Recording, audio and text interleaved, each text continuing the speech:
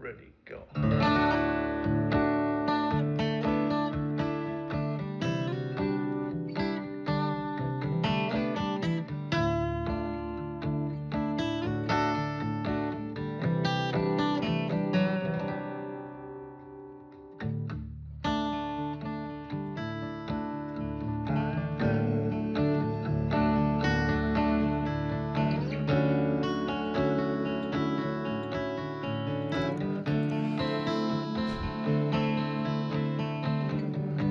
When I see what it is, what they did, and how they died, in the end, and now we know, we all together, we gotta try.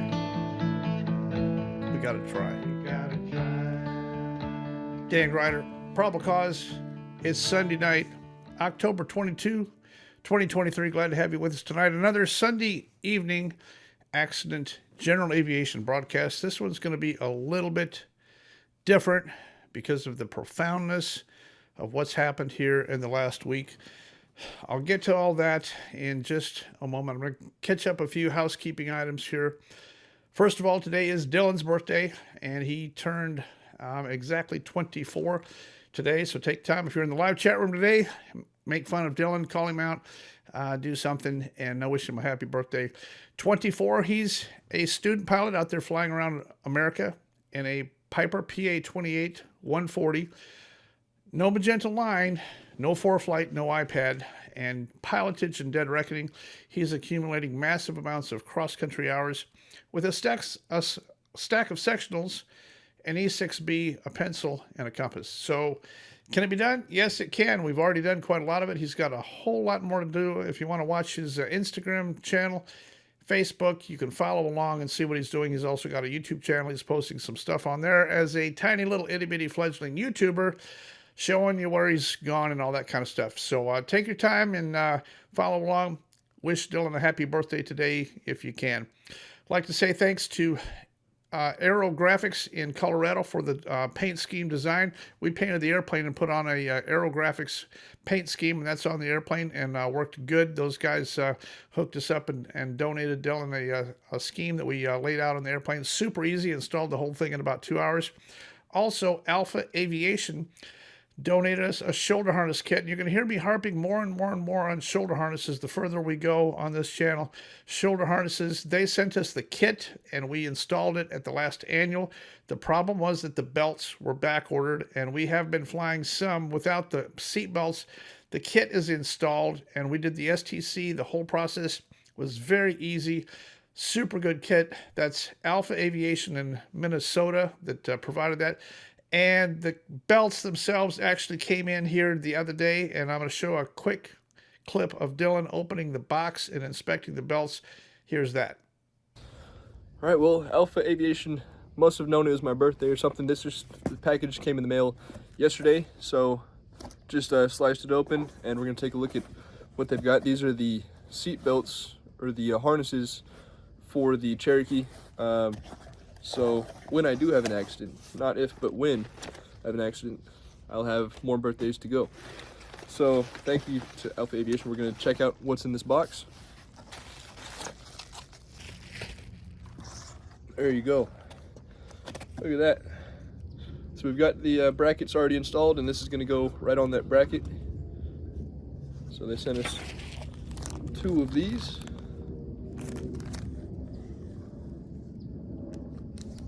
And we'll unwrap all that.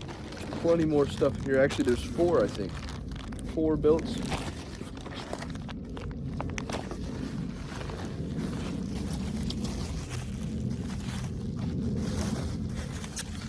I also made a ride-along video last week. I used Dylan's Cherokee 140. I didn't tell him, but I went out there and snuck out and put a bunch of these GoPro cameras in the airplane. Did just 2 laps around the traffic pattern.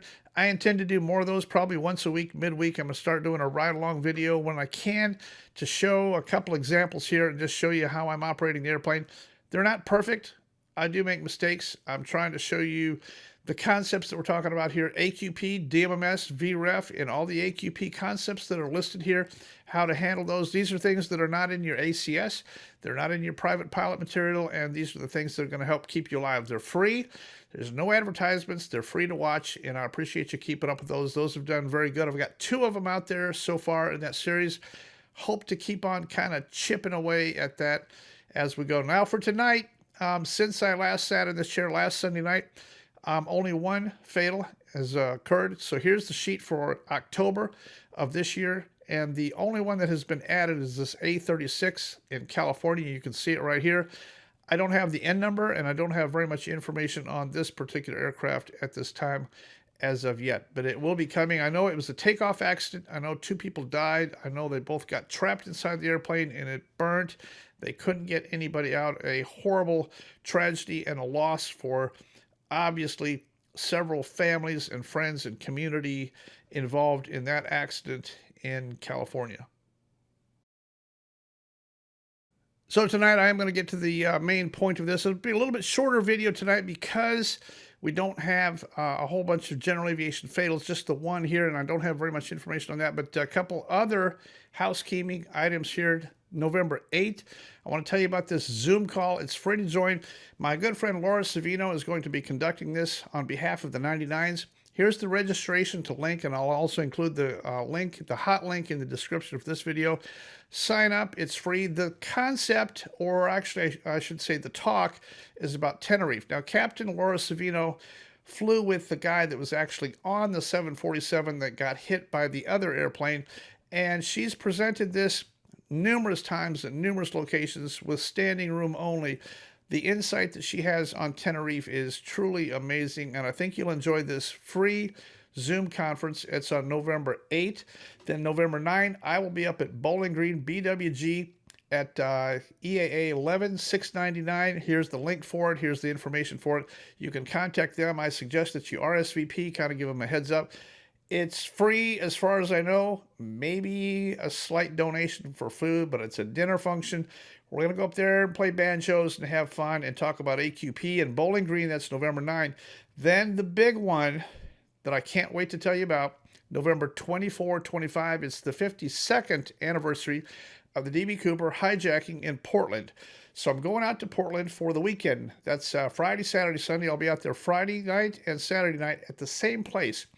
That's a little restaurant in Vancouver, just on the north side of the Columbia River, called Victor 23. Now, Victor 23 is the name of the airway that the airliner flew that night. It flew Victor 23 south from Seattle until it got to Battleground VOR, where it made a slight turn headed over the town of Portland. So Victor 23 is actually very, very close to being on the center line of Victor 23. The pub is actually very close to being on the actual center line of Victor 23, the airway, which is still in existence today. Now, my friend out there is the owner. He's the pilot. He owns this place.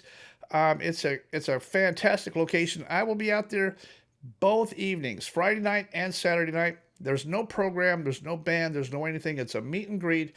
Come by, say hi. I'll be there 6 to close, Friday night and Saturday night. I'd love to visit with you. We could talk about airplanes. We could talk about AQP. We could talk about DB Cooper, and whatever you would like to do is fine, but I'll be there both Friday night and Saturday night. It's a cool place. I've been there many, many times. If you recall, it's the very, very end scene of my DB Cooper Deep Family Secrets Part 1, which is still up and on the air if you want to watch that video. It's a long one, the DB Cooper story. I got Part 1 and Part 2. If you haven't seen those, they're kind of cool stories, and I think you would be interested in seeing that. Victor 23, November 24, 25, Vancouver in the state of Washington, which is just across the river, just opposite of PDX in Portland. I hope to see you out there. Now, before we jump into the very, very end of this thing, I'm going to talk about one other accident that just came out. The final NTSB report came out on this. I looked at the whole thing when it happened, and then the final, I've taken all this stuff. This is November 471 Bravo Lima. This happened March 25 of 22, so about 18 months ago. And here's the deal. This female CFI and her student took off. It's a Diamond DA-40. They took off, and just about point where they were about to turn crosswind leg, they had an engine failure slant rollback, and the instructor in the right seat instructed the student in the left seat to start a left-hand turn. Now I'm going to show you the graphic here. This came from the NTSB, and I've added some extra graphics here, but here's their flight path. They ended up in the trees and almost killing themselves. Look at the amount of real estate that they passed by that they could have landed gear down in a field, no problem, but they were determined to make it onto the downwind leg, and they thought they could make it back to the airport. It's the same story, different day. That's SSDD. Same story, different day. They tried to make it back to the airport, whereas their emphasis should have been put this airplane on the ground in any open field, open the door, wouldn't even be a scratch on that airplane. I think we got to start realigning our new concepts and our new philosophies. Abnormal in flight, if your engine quits, the insurance company owns the airplane as of that instant. You didn't cause it. It's not your fault. Land it in the nearest piece of field or Farmer Fred's bacon field, whatever you got. Open the door, make a call, and everything's good. You crash this thing into the trees and try to stretch this thing, try to get back to the airport. The results are often catastrophic. They're often deadly. Don't try to do it. Look at the field. Here's the graphic for it right here. Look at choice A, B, and C, where they could have put this airplane. Now I'm going to show you the transcript, not actually the transcript, but the statement written by both Emily and the student here. I'll put those on the screen. I'm not going to take the time to read them, but notice the effort on Emily's here. She put the effort in here to say that she instructed the guy to turn back towards the runway. As soon as the problem happened, she told him to turn left and head back for the airport. Here's the students, and he said he was flying, and the CFI, when this thing happened, she told him to head back for the airport. He turned the airplane left.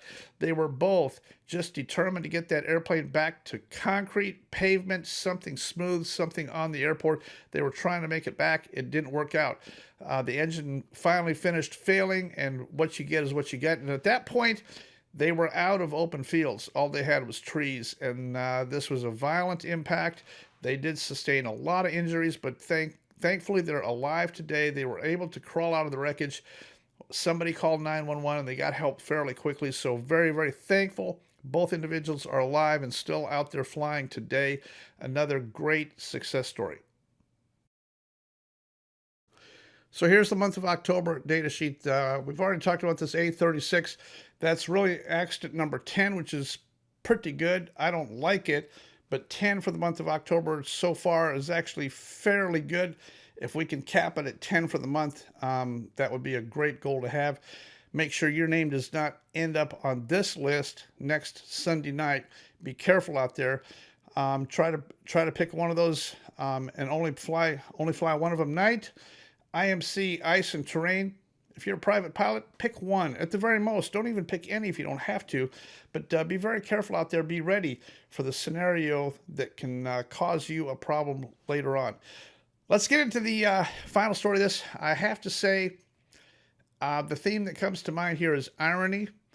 I've never seen anything more ironic, and I'm going to illustrate this. This illustration ended up in my lap here. I did not design this or plan this, but I'm going to talk about two accidents back to back. Both of them completely different outcomes, completely different circumstances.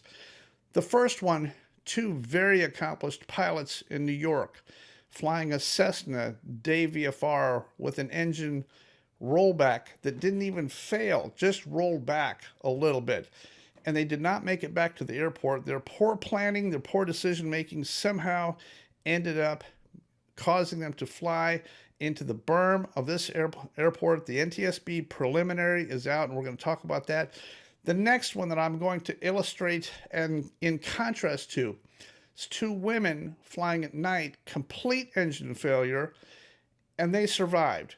So it's night, and I'm going to show you the interview. I actually was able to get both of these women together and interview them. That's going to be the closing scene for this video. I think you're going to want to stick around and watch this because you are not going to believe this interview, and I'm going to talk about that.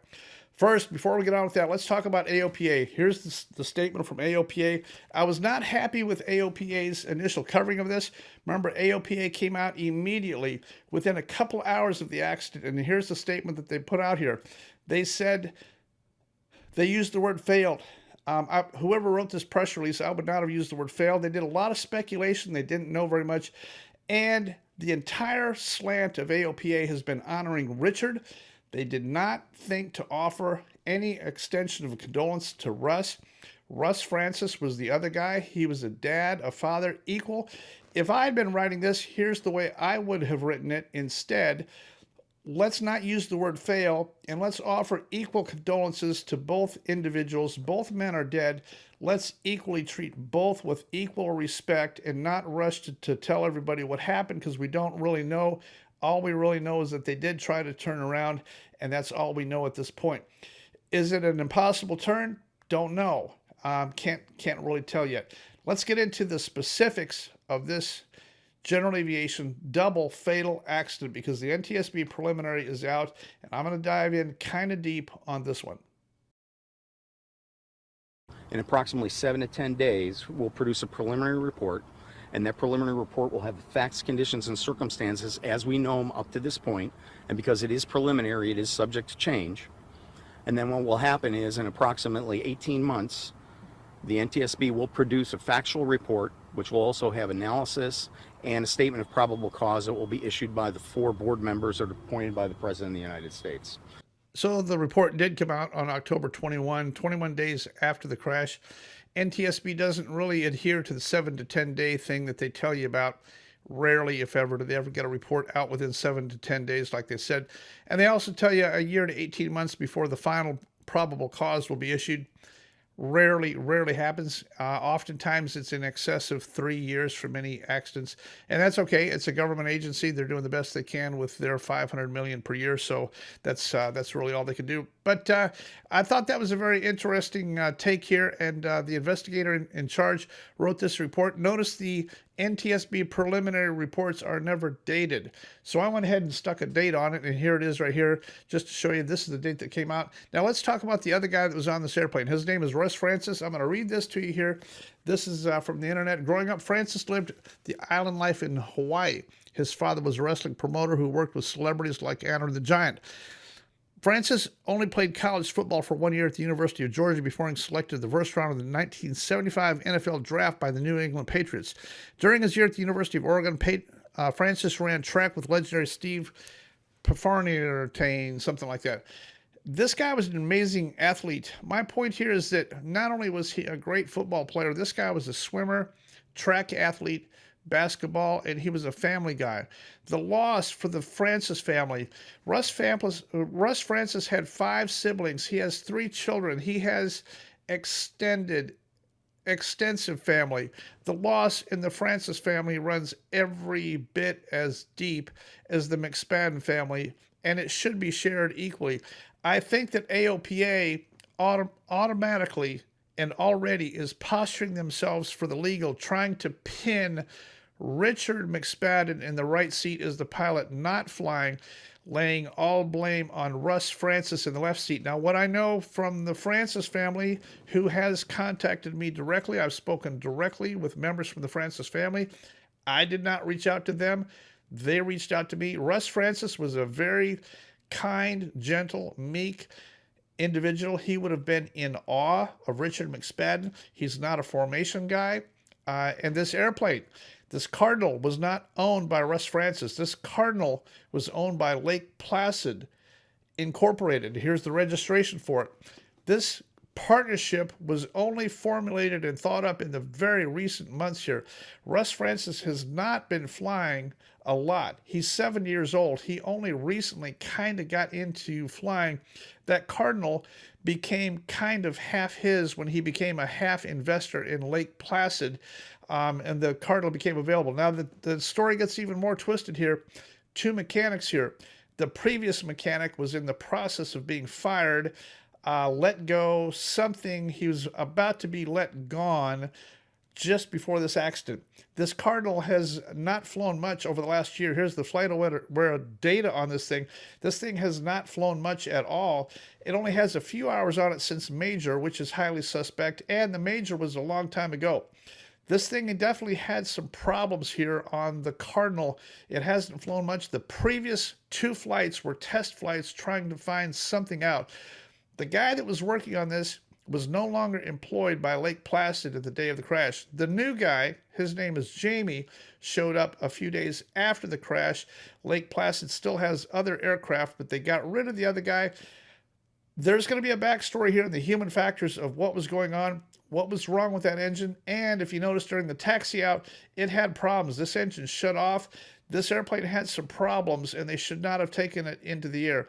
This was not Russ Francis as the PIC for this formation takeoff. This was Richard McSpadden in the right seat.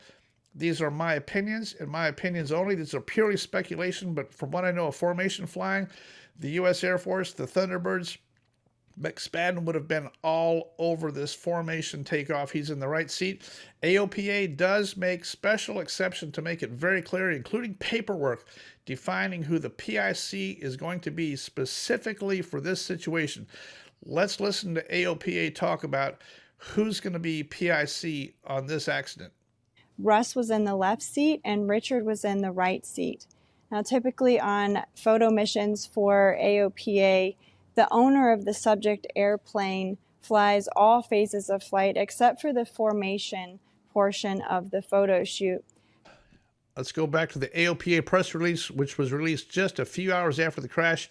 They wanted to make sure here that they said the Cardinal, in which Richard was in the right seat, experienced an emergency after takeoff. The airplane attempted to return to the aircraft but failed to make the runway. They talked extensively about Richard and giving condolences to Richard and his family. Oh, by the way, Russ Francis was also killed, AOPA, in case you didn't see. Our thoughts are with Richard's family this time. Well, I would say our thoughts are with Richard's family. We don't really care about the other guy. That's AOPA's stance on this thing. Here's the way I would have written it if I had been writing this thing.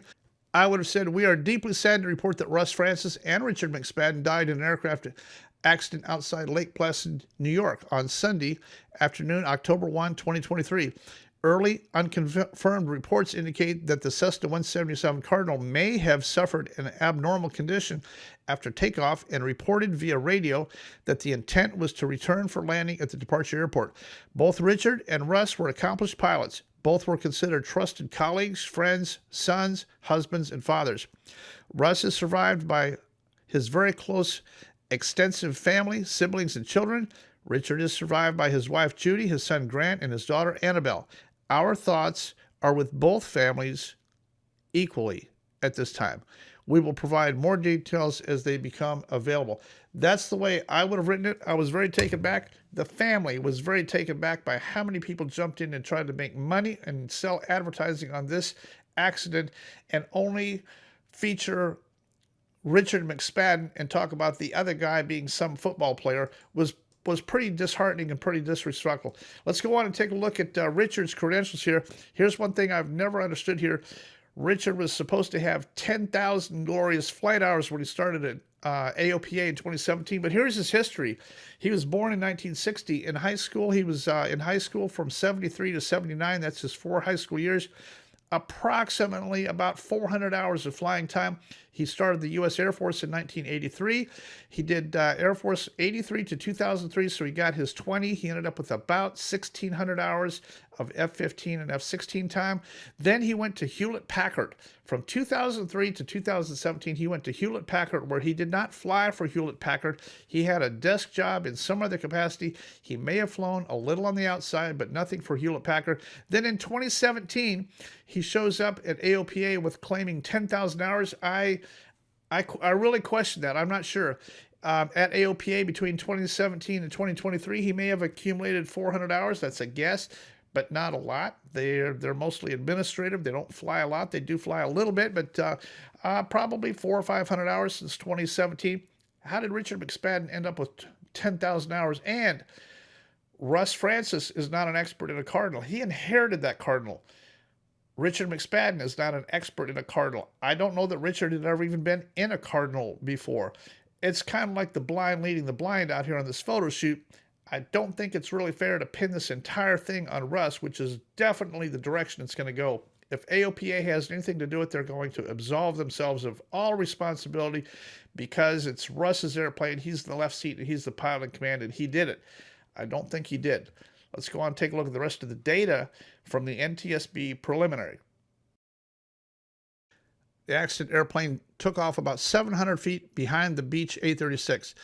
The pilot owner was to fly the airplane during the takeoff and climb out, and after joining up in formation, the pilot-rated passenger would have taken over the controls and flown the airplane during the photo shoot. Listen to this. During taxi out, witnesses, plural, several, heard the engine of the accident airplane running when the Beech A-36 pulled up next to it. The accident airplane's engine then shut off, and about 10 seconds later, the engine restarted.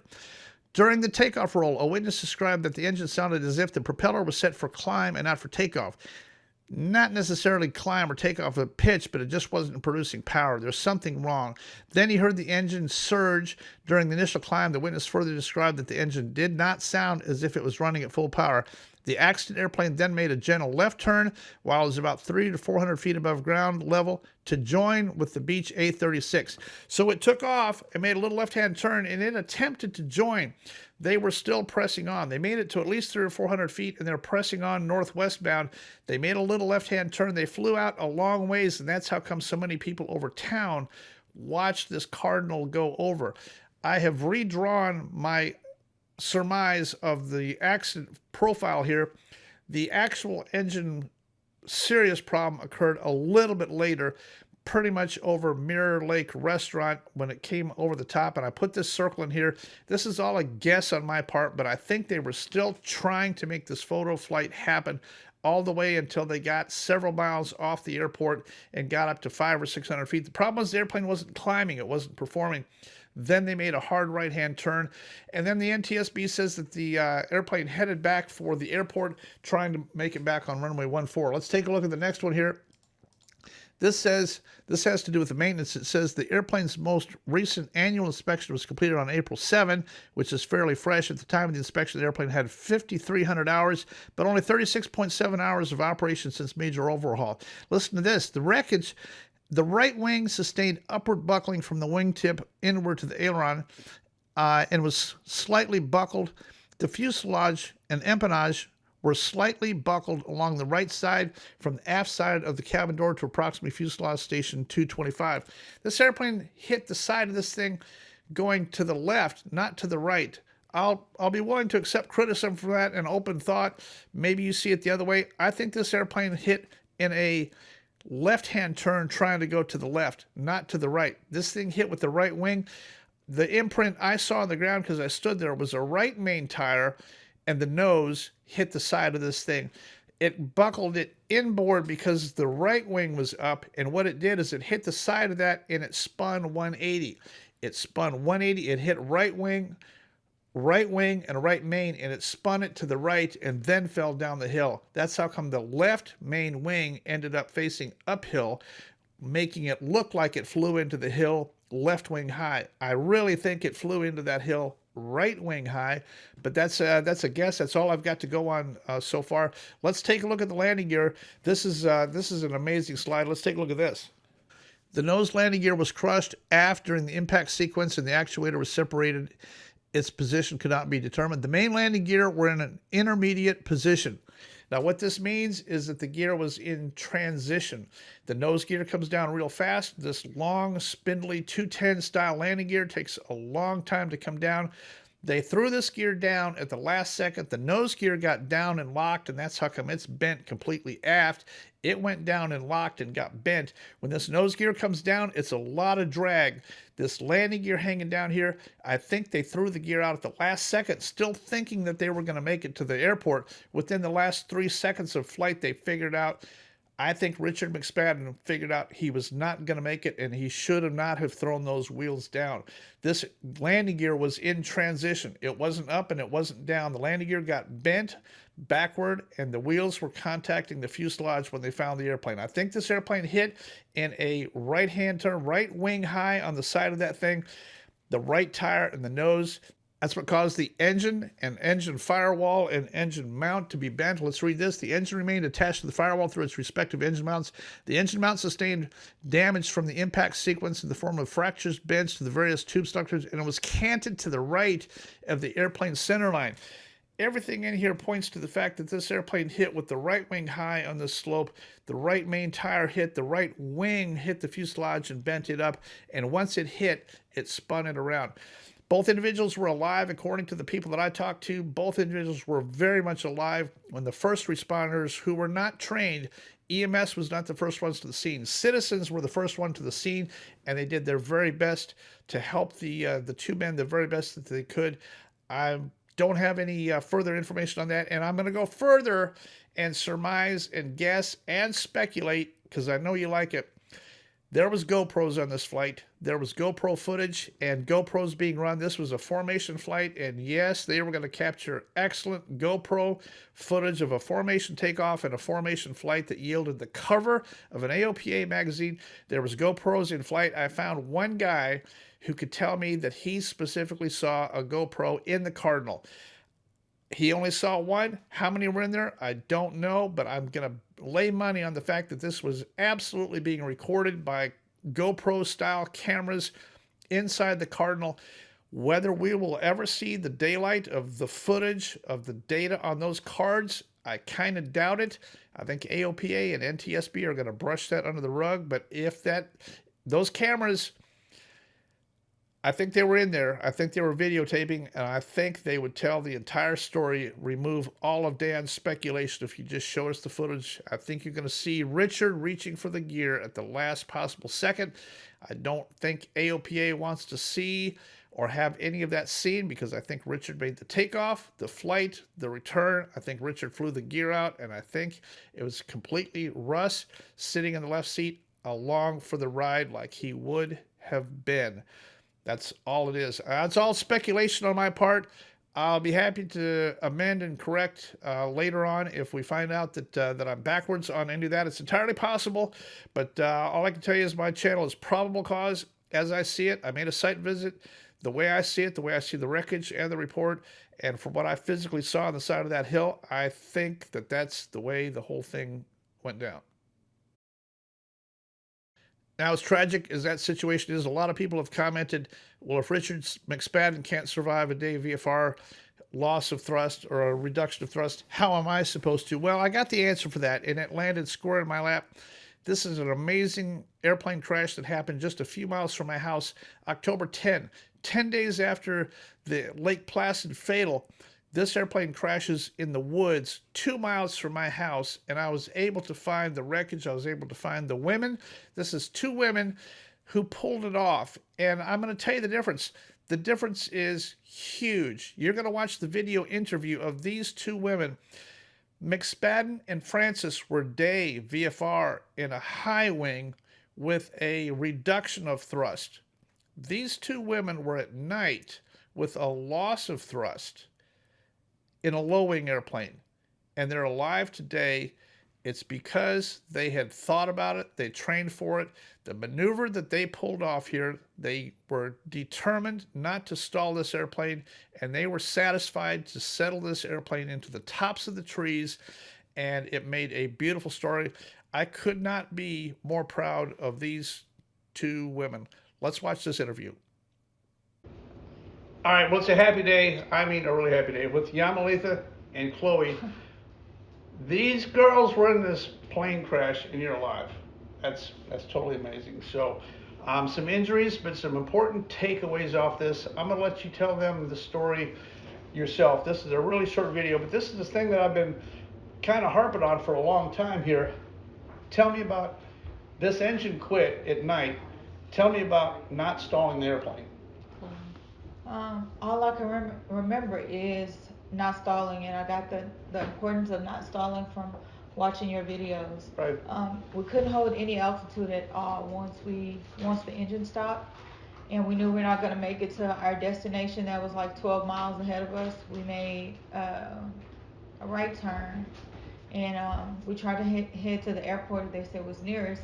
We saw the beacon, but it was still far away. We knew we were not going to make it. Right. And so as we're going through that part, all I'm reminding her is don't stall. Don't stall. She was the pilot in command. She was flying, but she immediately, when this thing happened, she had you pick up radio duties, and you did the checklist memory items, which is perfect. You even talked about sterile cockpit before you got to the Class Bravo. Right. Absolutely. And all that stuff. The tendency is for people to, in time of crisis, to pull this thing back, and you were able to keep on coaching her to not stall this thing. Absolutely. What did it feel like with the engine quit and the ground coming up? You've already told ATC you're not going to make it. Was there a tendency to want to pull? It wasn't a tendency to want to pull because I know I've encountered a situation where I almost stalled the plane. So kind of had PTSD about stalling. So I made sure I kept the wings level. Right. But she was still coaching you. You know, your speed got down below best glide a couple times, and in the turn you lost some altitude in the turn. A lot. But I think you were kind of on her. Yeah, don't stall. Don't stall. Don't stall. Don't stall. We had about 4 minutes. Yeah. That's all we had, You didn't and have- I probably said that more than anything, especially in our turn. You know, don't stall, because we stall in a turn, we're done. Right. Um, And then you ended up at the tops of the trees. This is beautiful. You had the choice to take this thing into a neighborhood. Why didn't you take this into the well-lit neighborhood? Is right there. Why not? Well, my first thought, I seen a lot of cars on the road, and the second thought was I didn't want to kill any civilians. I didn't want to Right. bring any other harm to anybody else other than us two if we had to bring harm to ourselves. Right. I thought about it when we saw the streets up under us, that if we land here, because there was trees that would cover up the street. Yeah. So it wasn't like a clear way Right. to the road. Yeah. So we would have either hit the trees, Power but lines. our power lines. But the bad thing would have been we would have landed and hit a house or hit a car. Yeah. You probably would have exploded. Yeah, Probably would would have have. exploded. ATC told you to head for the road. They said find a road or a field to put it down in. We couldn't do the road because it was cars. All right. So when they said find a road, you said no. We're not going to find a road. We're going right here. And then Yeah. landing light. Did you turn the landing light off? No, sir. No. So you flew this all the way down, and when you got to the tops of the trees, what speed do you think you're at in the tops of the trees? Well, according to Chloe, we was very slow. I just know, I just knew not to. As we were coming down, we were at 58. 58. So because he asked us, could we maintain altitude around 1,000? Right. We couldn't. So I watched us come down, and we were coming down. It wasn't really fast. It was like at probably maybe 300 feet per minute, something Yeah. like that. Yeah. So when we got to about 500 is when I said again, please don't stall the plane. And so as we got to the trees, the landing light was on. She held the yoke the entire time. Yeah. She never let it go. So we went down wings level. Yeah. Is how we ended up gliding to the trees. And then when you hit the tops of the trees, did you feel the compression of the branches in sections? Did you feel it? Yeah, Yes, it was sir. like boom, boom. We could feel the pressure of it. Right. We were going slow though. So at about 500 feet, we were about 58 knots, and we got a little bit slower. I think we were probably at about 40, Yeah. about 40 knots as we went down through the. Yeah. Well, it would have slowed you a lot going down through there, but it's an amazing story, and you did it right. Thank you. I did the best I could. No, you did it good. So anyway, here's the hat. I don't have very many of these, but this is a crazy good story of all the things that went wrong, could have gone wrong. Plenty of gas on this airplane. We just went through the whole fuel log on this thing. Plenty of gas on this airplane. Too much gas. I'd be in danger of that thing catching fire. This airplane did not run out of gas. Rescue workers were able to find him because of your iPad. Who was it that crawled back to the airplane to get the iPad out? Me. That was you. You crawled back. Yes. About 2 hours and 30 minutes later, Yeah. she climbed. So So then they get the iPad out and they're able to ping and use technology. The ELT didn't work and EMS had given up on finding them. Now they get their iPad and they're able to contact somebody and send a pin drop for where they are. Finally, probably almost 3 hours later. Yeah, so she was able to get the iPad probably about 2 hours and 45 minutes later. I got this mail from when I checked into the hospital. Yeah. And my iPad has cellular service. Yeah. I fly with the iPad with cellular service so Yep. that if I have an issue, Yeah. I can contact someone. Yep. So she was able to get up and FaceTime my daughter who who called my boyfriend, who I share my location Yep, with, and yep. he was able to give it to me. So there's the technology that effected the rescue on this, which is Blessed to be here. totally cool. Well, congratulations. I'm very happy to be here. So happy, and thank you for sharing your story with other people that can learn from this. Absolutely. Cool. So if that isn't just amazing, again, deepest respects, condolences for all those. I feel like we really ought to try. I wrote this little song to put on here. You can hear it now. And here's the words for it right here. Here's what it says. When I see what it is, what they did, how they died, in the end, and now we know, we all together, we got to try. We got to try. For my tiny little itty bitty fledgling YouTube channel, Dan Grider. Probably. When I see